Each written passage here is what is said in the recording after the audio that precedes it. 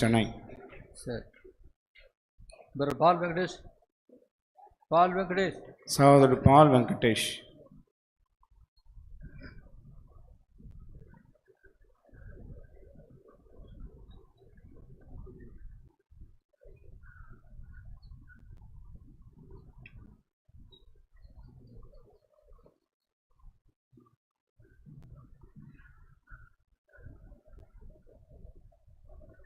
Praise the Lord. Praise the Lord. ஒரு வசனத்தை வாசிக்க விரும்புகிறோம். ఒక వాక్యాన్ని చదువుకోవడానికి ఇష్టపడుతున్నాం. எபேசியர் 13ஆம் அதிகாரம் ఎఫెసీయులకు రాసిన పత్రిక 7வது వசனத்தை வாசிக்க விரும்புகிறோம். 7வது வாக்கியம். எபிரேயர் 13ஆம் அதிகாரம் 7வது வசனம். ஹெப்ரி 13:7. தேவ வசனத்தை உங்களுக்கு போதித்து உங்களை நடத்தினவர்களை நீங்கள் நினைத்து அவர்களுடைய நடக்கையின் முடிவை நன்றாய் சிந்தித்து அவருடைய విశ్వాసத்தை పిன்பற்றுங்கள்.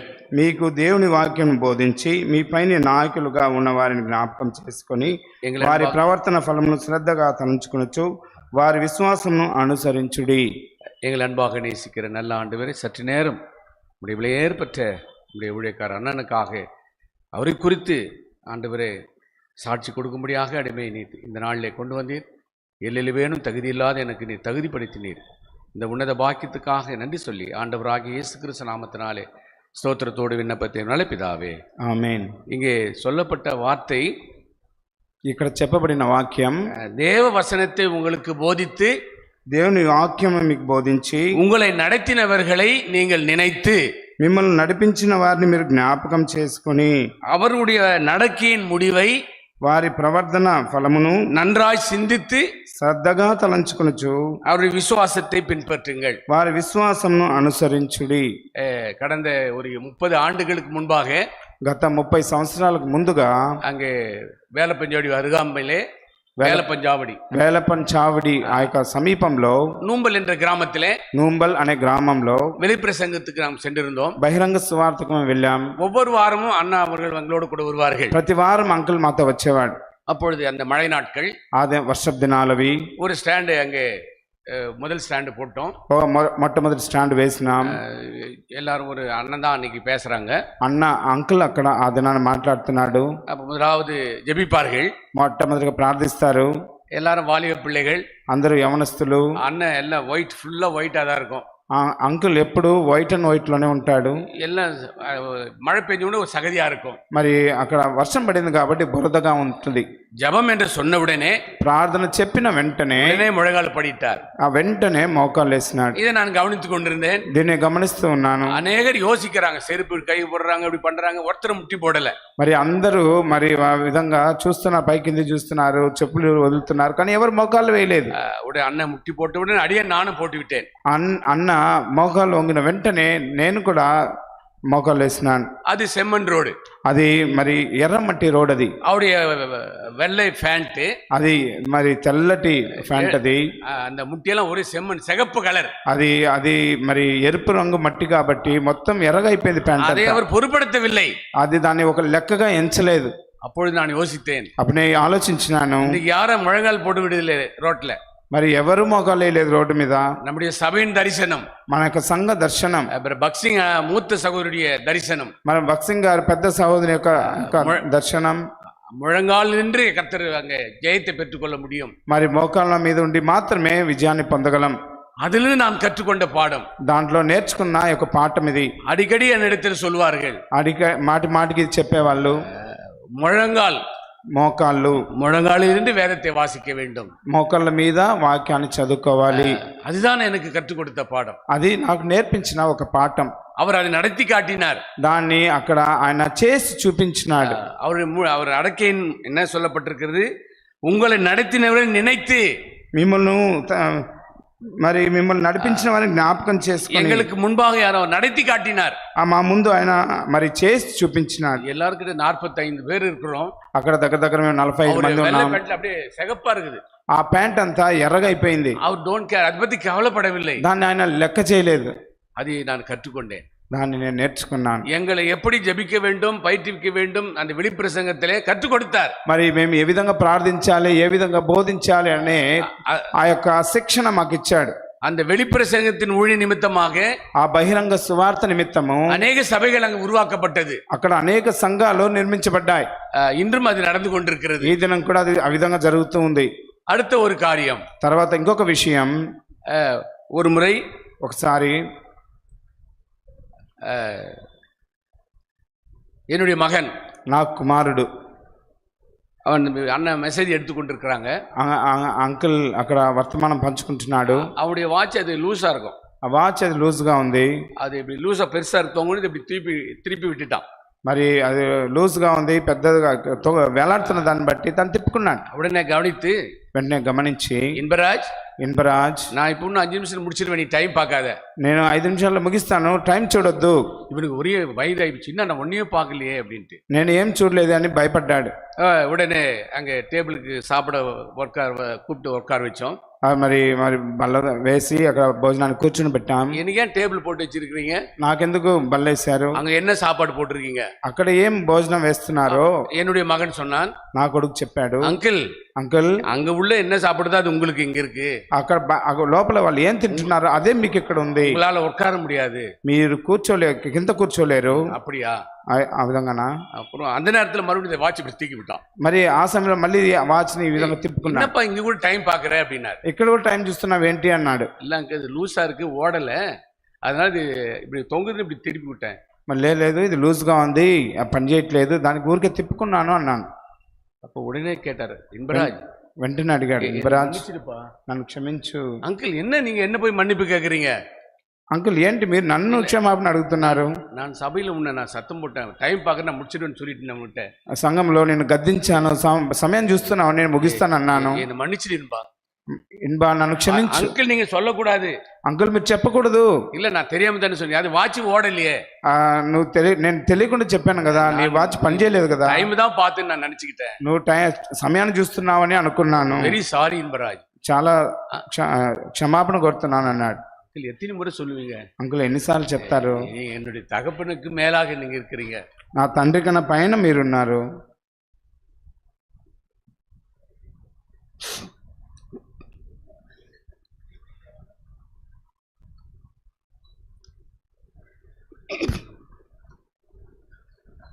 இந்த ஒரு நிகழ்ச்சி, ఈ యొక్క సంభవం அது మాత్రమిல்லை, అంత మాత్రమే కాదు, டைமுக்கு கீழ்ப்பட்டிருக்கிறதுல அவரு కరెక్టా టైంకి ముడిపారు. మరి సమయాన్ని పాటించట్లో ఆయన ఖచ్చితత్వమైన సమయాన్ని పాటిస్తాడు. 40 నిమిషం 40 నిమిషం தான். 40 నిమిషాలు అంటే 40 నిమిషాలే. ஒரு முறை ఒకసారి எல்லா வாலிப பிள்ளைகளும் అందరు యవనస్తులు అన్న இடத்துக்கு சென்றாங்க. అన్న దగ్గరికి వెళ్ళారు. అన్నా எங்களுக்கு போதிக்க வேண்டும், అన్నా మీరు మాకు బోధించాలి, நாங்கள் பிரசங்கிப்பது எப்படி, మేము ఏ విధంగా ప్రసంగించాలి, எங்களுக்கு ட்ரைனிங் கொடுக்க வேண்டும், మాకు శిక్షణను ఇవ్వాలి. அப்பொழுது அண்ணன் சொன்னாங்க, అప్పుడు అన్న చెప్పాడు, நான் ஜெபிக்கிறேன், నేను ప్రార్థిస్తాను, ஒரு நாள் இது ஜெபித்து நான் இதுக்கு உங்களுக்கு சொல்லுகிறேன் என்று சொன்னார். ఒక దినం ప్రార్థన చేసి నేను వచ్చి చెప్తాను అన్నాడు. சில நாட்கள் சென்றது, కొన్ని దినాలు గడిచింది. உடனே எனக்கு போன் செய்தார், వెంటనే ఫోన్ చేశాడు. அடுத்த வாரம் நம்ம அந்த இதை ஜெபித்து ஒரு வாரம் கழித்து சொல்கிறார். మరి ప్రార్థించి ఒక వారం తర్వాత దీన్ని చెప్తున్నాడు. ஆண்டவர் இதை பற்றி பிரசங்கம் பண்ணுவது எப்படி என்பதை ஆண்டவர் எனக்கு உணர்த்தினார். మరి ఈ విధంగా ఏ విధంగా ప్రసంగించాలి అన్న దాని గురించి ప్రత్యేకత దేవుడు నాకు ఇచ్చాడు. తలై సభ్యులు எல்லாரும் వர சொல்லுங்கள். మరి ఒక బ్రాంచ్ అసెంబ్లీస్ అందరూ రమ్మని చెప్పండి. போதகமும் వర్తమానం, போதகனும், వర్తమానికుడు, அந்த தலைப்பை குறித்து அவர் எழுதி வைத்திருந்தார். ఆ యొక్క తలంపుల గురించి అంకుల్ రాసుకుని ఉన్నాడు. ஒரு போதகன் எப்படி இருக்க வேண்டும், ఒక వర్తమానికుడు ఏ విధంగా ఉండాలి, எப்படி பிரசங்கம் செய்ய வேண்டும், ఏ విధంగా ప్రసంగించాలి எங்களுக்கு நடத்தினார். మాకు అక్కడ వర్తమానాన్ని ఇచ్చాడు. கிட்டத்தட்ட 2-3 வாரங்களுக்கு மேல இதை வகுப்பு எடுத்தார். మరి ఈ యొక్క పాఠం 2-3 వారాలు తీసుకున్నాడు. அது முடிந்து விட்டது, అది ముగించబడింది. அடுத்த மாதம் வருகிறது, తర్వాత నెల వస్తా ఉంది. எல்லாரும் ஒவ்வொரு வாரமும் ஒருத்தர் 10 நிமிஷம் பேச வேண்டும் என்று சொல்லிவிட்டார். మరి ప్రతి వారము ఒక్కొక్కరు 10 నిమిషాలు మాట్లాడాలని నిర్దేశించినాడు. முதலாவது ஒரு சகோதரன் பேசினார். మొట్టమొదటి సహోదరుడు మాట్లాడినాడు. அவர் கண்ணை மூடிட்டே பேசினார். ఆయన కళ్ళు మూసుకునే మాట్లాడినాడు.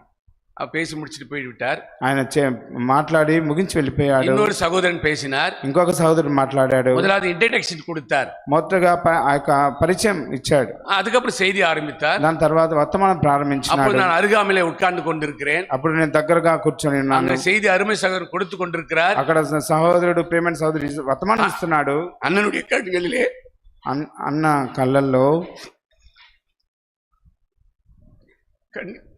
கண்ணீர் தாரத்தாரையாக கொட்டி கொண்டிருக்கிறது.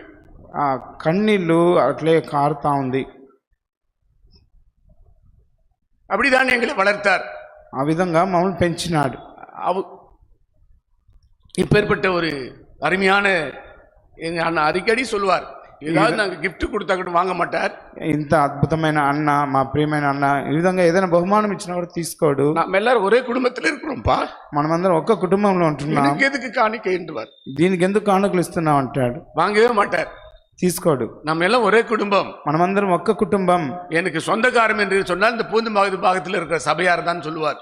నాకు బంధువులు అంటే ఈ యొక్క పూందమలి ప్రాంతంలో ఉన్న వారు మాత్రమే అంటారు. నా యొక్క బంధం. அடிக்கடி அவர் சொல்கிற காரியம் இதுதான். ఆయన మాటి మాటికి చెప్పే విషయం ఇదే.